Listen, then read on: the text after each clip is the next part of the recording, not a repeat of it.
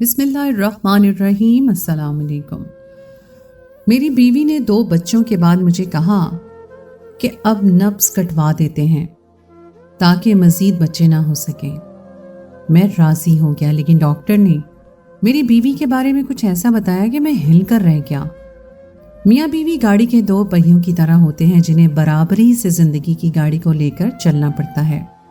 अगर गाड़ी का एक पहिया नाकारा हो जाए तो दूसरा भी साथ चलने से इनकार कर देता है।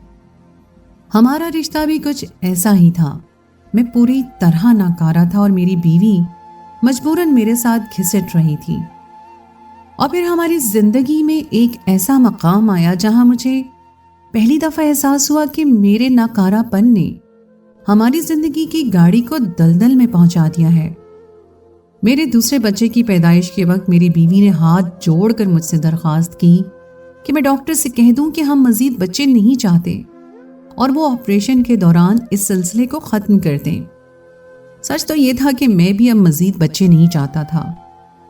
इसीलिए मैंने डॉक्टर से कह दिया कि वो मेरी बीवी और मेरी इजाज़त से बच्चों की पैदाइश के सिलसिले को बंद कर दें।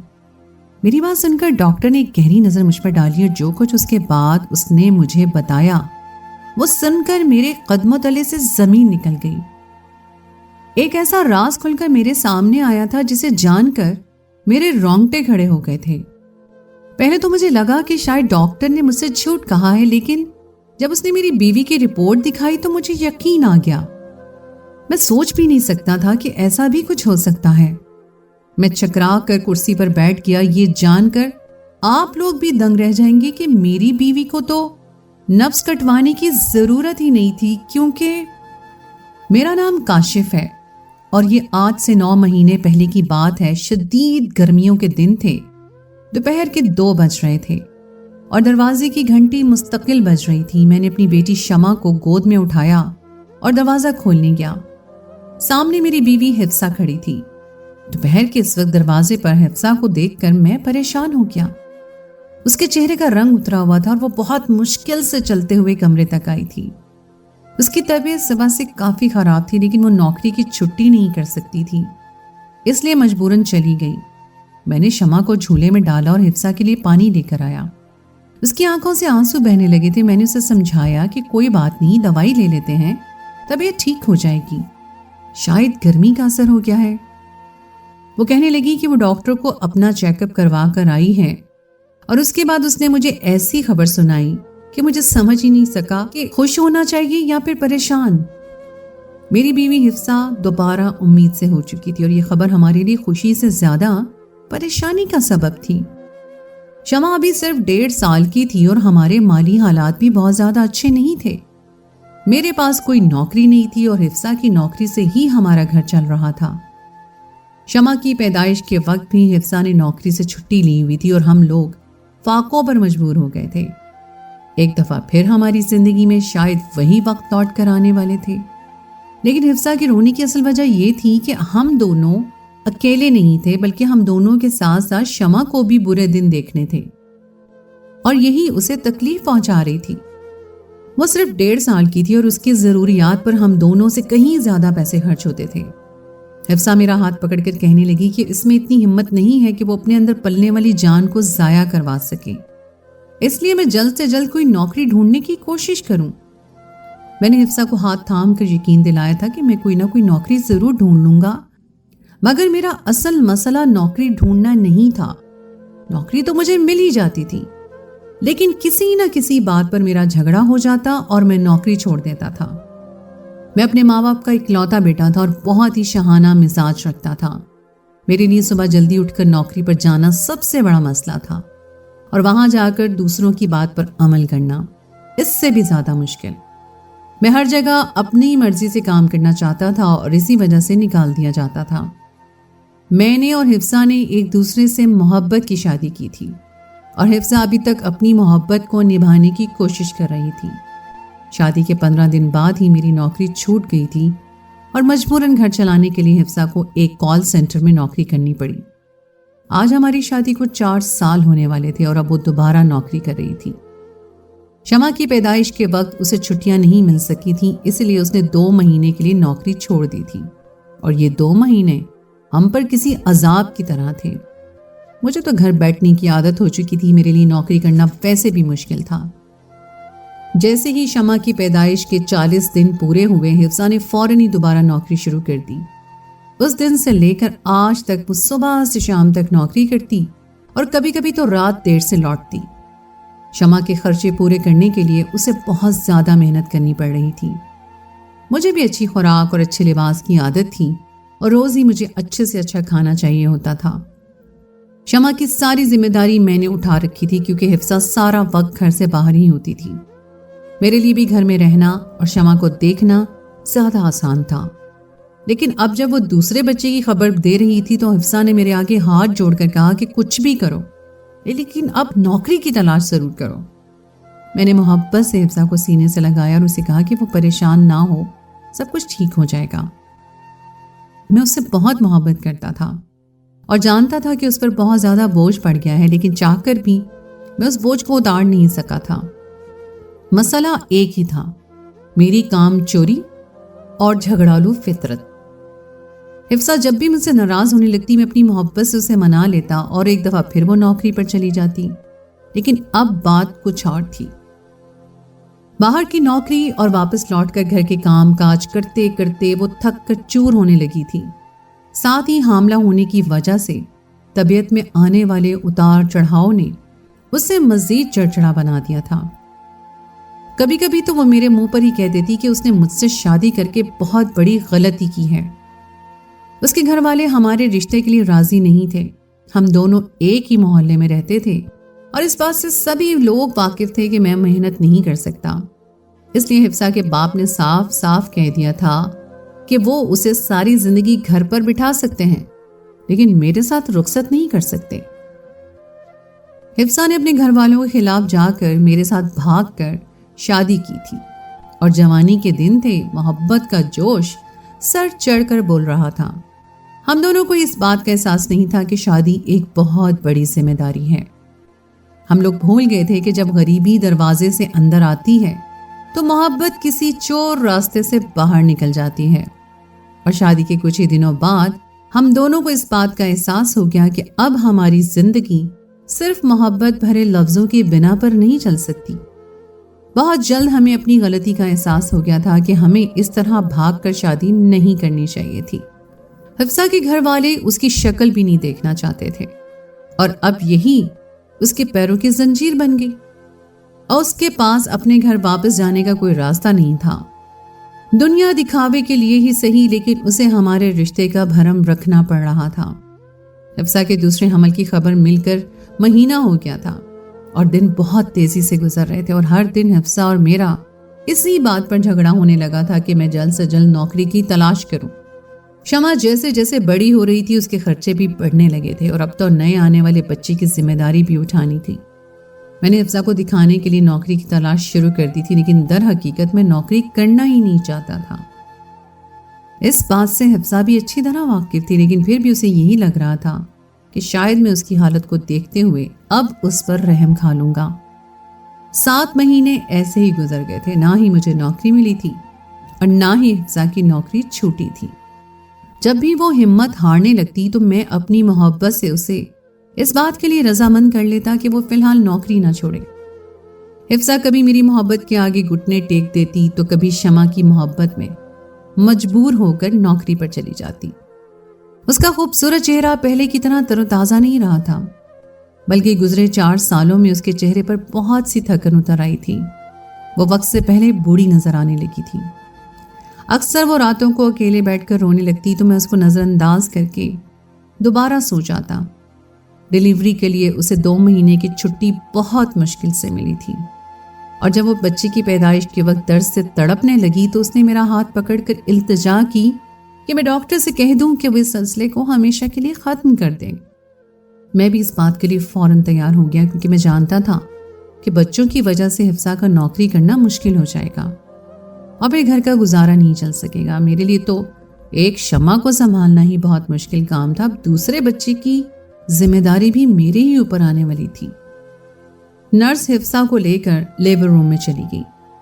ڈاکٹر بھی جیسے ہی اندر جانے لگی تو میں نے اسے روک کر اسے التجا کی کہ ہمارے حالات کچھ ٹھیک نہیں ہیں، اور اب ہم مزید بچوں کا بوجھ برداشت نہیں کر سکتے، اس لیے وہ ہماری مدد کر دیں۔ ڈاکٹر نے ایک نظر مجھ پر ڈالی اور بنا کچھ کہے لیبر روم میں چلی گئی۔ میں بے صبری سے کسی اچھی خبر کا انتظار کر رہا تھا۔ نرس نے تھوڑی دیر میں آ کر مجھے بتایا کہ میرے گھر دوبارہ سے بیٹی پیدا ہوئی ہے۔ میں جو بیٹے کی امید لگا کر بیٹھا تھا، اچانک ہی میری خوشی مان پڑ گئی تھی۔ تھوڑی دیر میں نرس نے خوبصورت سی بچی کو لا کر میری گود میں ڈال دیا۔ وہ ہو بہو حفصہ جیسی تھی۔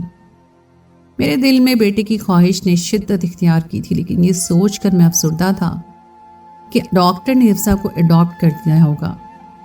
لیکن یہ سوچ کر ہی میں افسردہ تھا کہ اگر ڈاکٹر نے حفصہ کا آپریشن کر دیا ہوگا تو پھر میں کبھی بیٹے کا باپ نہیں بن سکوں گا۔ مجھے افسوس ہو رہا تھا کہ میں نے حفصہ کے کہنے پر شاید غلط فیصلہ کر لیا ہے۔ میں جاننا چاہتا تھا کہ ڈاکٹر نے بچوں کا سلسلہ ختم کیا ہے یا نہیں، اس لیے میں ڈاکٹر کے روم میں گیا اور ڈاکٹر سے جیسے ہی میں نے اس بارے میں سوال کیا تو انہوں نے حفصہ کی ساری رپورٹس میرے آگے رکھ دی۔ میں ناسمجھی سے ڈاکٹر کی طرف دیکھنے لگا۔ ڈاکٹر میری طرف دیکھ کر غصے سے پوچھ رہی تھی کہ آپ نے اپنی بیوی کے پہلے کتنے بچے ضائع کروائے ہیں؟ ڈاکٹر کی بات سن کر کچھ لمحوں کے لیے تو میں حیران ہوا، اور پھر میں نے نفی میں سر ہلاتے ہوئے کہا کہ آج تک ہم نے کبھی کوئی بچہ ضائع نہیں کروایا۔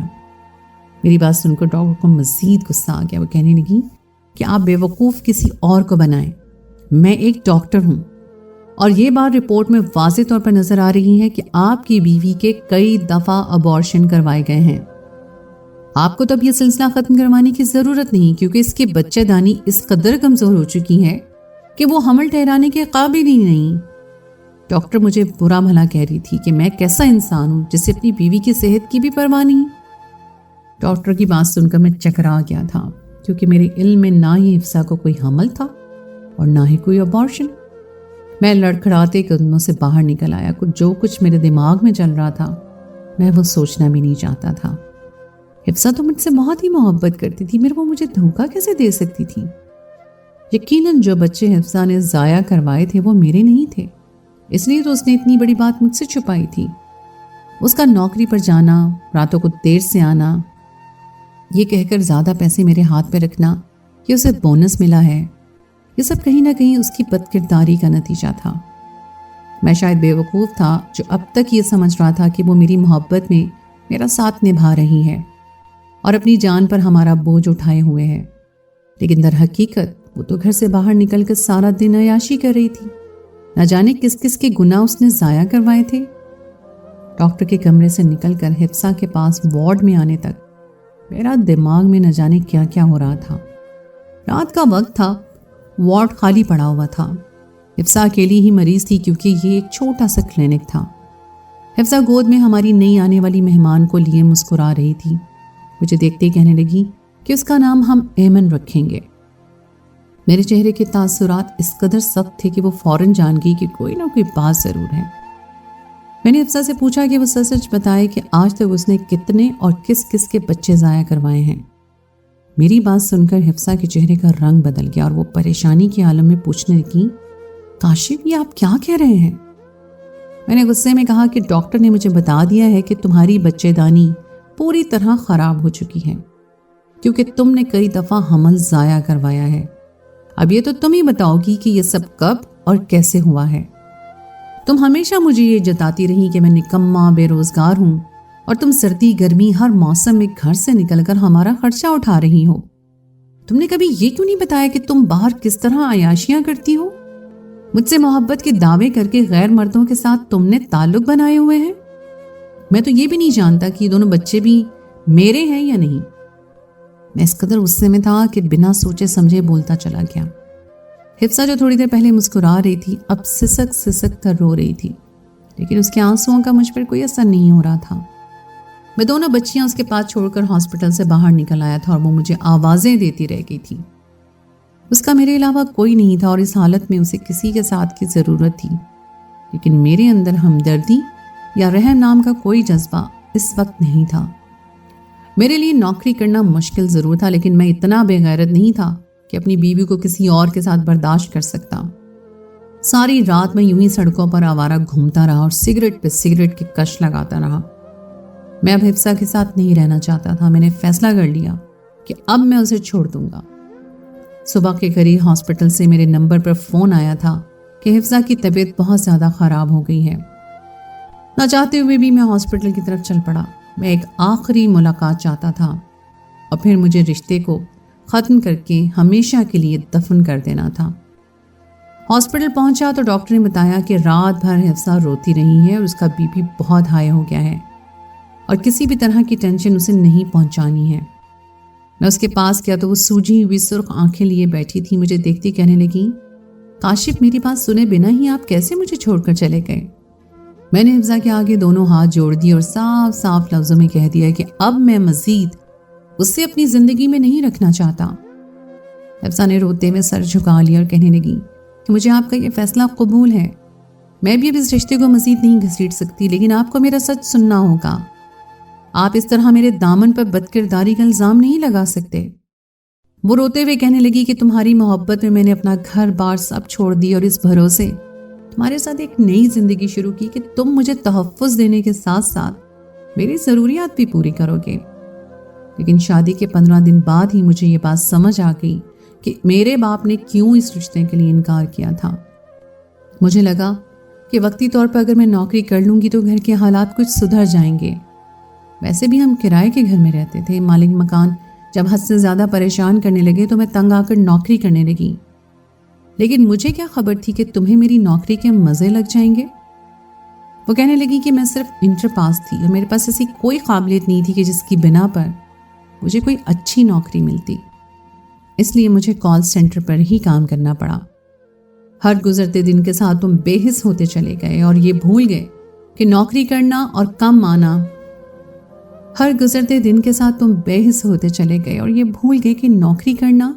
اور کمانا تمہاری ذمہ داری تھی، میری نہیں۔ مجھ سے امیدیں باندھنے لگے اور تمہاری نہ ختم ہونے والی فرمائشوں کا سلسلہ شروع ہو گیا۔ تمہیں ہر چیز اچھی سے اچھی چاہیے تھی، چاہے وہ کھانا ہو یا پہننے کے لیے کپڑا۔ تم نے کبھی یہ نہیں سوچا کہ میں یہ نوکری بہت ہی مجبوری میں کر رہی ہوں۔ شمع کی پیدائش کے وقت بھی میں نے بہت ہی مشکل دن گزارے اور نوکری کے ساتھ گھر بھی سنبھالا۔ مجھے لگا تھا کہ بیٹی کی پیدائش کے بعد تمہارے اندر ذمہ داری آئے گی، لیکن تم نے ہر جگہ مجھے غلط ثابت کیا۔ کئی دفعہ میں نے تم سے چھپ کر اپنے گھر والوں سے رابطہ کرنے کی کوشش کی تھی، لیکن وہ لوگ مجھ سے کوئی تعلق نہیں رکھنا چاہتے تھے اور مجھے ان سے کوئی شکوہ بھی نہیں تھا۔ میں نے ان کے فیصلے کا احترام نہیں کیا تھا اور اسی بات کی سزا تو میں بھگت رہی تھی۔ شمع کی پیدائش کے بعد گھر کے خرچے تو بڑھ گئے، لیکن میری تنخواہ نہیں بڑھی۔ تمہیں اچھا سے اچھا کھانے کی عادت پڑ چکی تھی اور شمع کی ضروریات میرے لیے بہت اہم تھی۔ میری تنخواہ میں گزارا ہونا مشکل ہو گیا۔ تب میں نے تم پر دباؤ ڈالا کہ تم کوئی نوکری ڈھونڈ لو، لیکن تم ہمیشہ سے سچ چھوٹ کرتے رہے اور کبھی نوکری کرنے کی کوشش ہی نہیں کی۔ میں گھر سے، حالات سے اور ہمارے رشتے سے تنگ آ چکی تھی۔ کئی بار میں نے سوچا کہ میں خودکشی کر لوں، لیکن شمع کا خیال مجھے ہمیشہ روک دیتا اور پھر مجھے شمع کی ضروریات اور خواہشات پوری کرنے کا ایک نیا راستہ مل گیا جسے میں نے اپنی مرضی سے اپنا لیا۔ میں جانتی تھی یہ راستہ بہت ہی غلط ہے، لیکن جو کچھ میرے ساتھ تم نے کیا وہ بھی تو ٹھیک نہیں تھا۔ کال سینٹر پر اکثر ایسے فون آیا کرتے تھے جو اپنے اندر کی طلب کو مٹانا چاہتے تھے۔ ایسے میں کالر نے مجھ سے میرا ذاتی نمبر طلب کیا اور میں نے بنا سوچے سمجھے اسے اپنا نمبر دے دیا۔ اس نے مجھے ایک ہوٹل میں بلایا اور 2 گھنٹے اس کے ساتھ گزارنے کے اتنے پیسے دے دیے کہ میں نے شمع کے لیے مہینے بھر کا دودھ خرید لیا۔ مجھے پیسے کمانے کا یہ بہت ہی آسان طریقہ سمجھ آ رہا تھا، کیونکہ اس طرح میں تم سے بدلہ بھی لے رہی تھی۔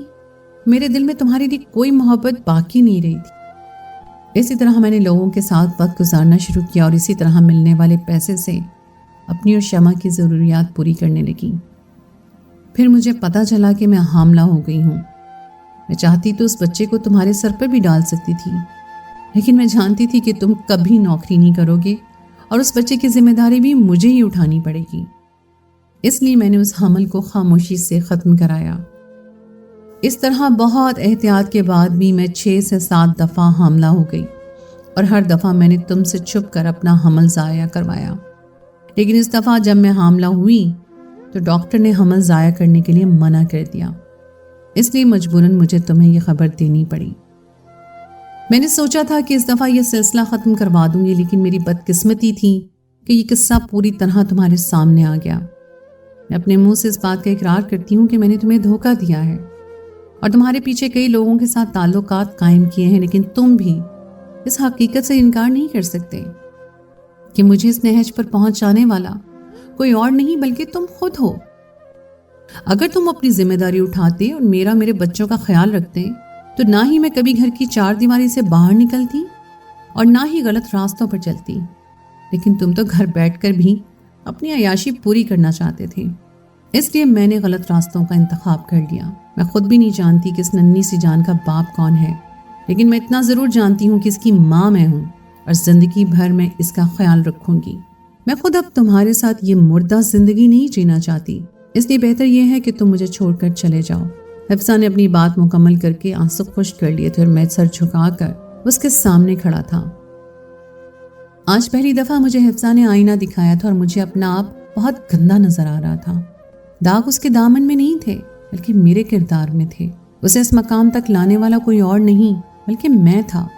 मैं जानता था कि अगर मैं उसे छोड़ दूंगा तो उसके पास कोई दूसरा सहारा नहीं होगा।